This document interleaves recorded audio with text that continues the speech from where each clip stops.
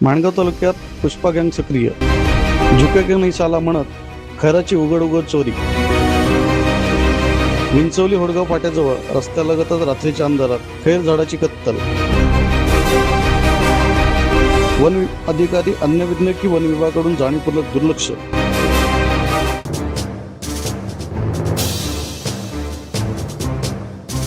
राज्य शासनाने अनेक झाडांच्या प्रजातींची तोड करण्यास निर्बंध घातलेले आहेत, परंतु माणगाव तालुक्यातील जंगलातून मोठ्या प्रमाणावर खैराच्या झाडांची तोड होताना वन विभागाकडून जाणीवपूर्वक दुर्लक्ष होत असल्याचे चित्र पाहायला मिळत आहे.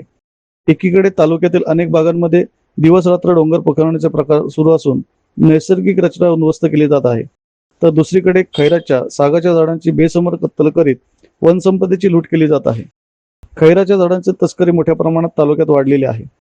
खैराच्या या झाडाच्या गाभ्यावर प्रक्रिया करून कात बनवले जाते, गुटख्यात याचा वापर केला जातो, तर आयुर्वेदिक औषधे देखील बनवले जातात.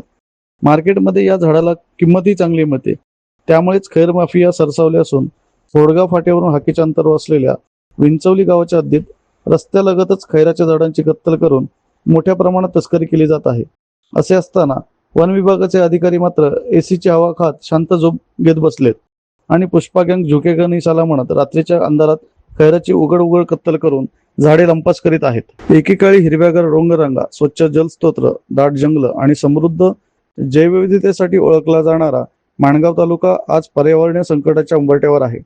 तालुक्यात सुरू असलेल्या बेकायदेशीर उत्खनन, बेसुमार भराव, जलप्रदूषण, अतिक्रमणे, वृक्षतोड आणि वारंवार लागणारे वणवे यामुळे निसर्गाचे संतुलन ढासळत चालले आहे. त्यामुळे पर्यावरण प्रेमींमध्ये तीव्र चिंता व्यक्त केली जात असून या खैर माफियांचा लवकरात लवकर बंदोबस्त करण्याची मागणी देखील निसर्गप्रेमींमधून करण्यात येत आहे.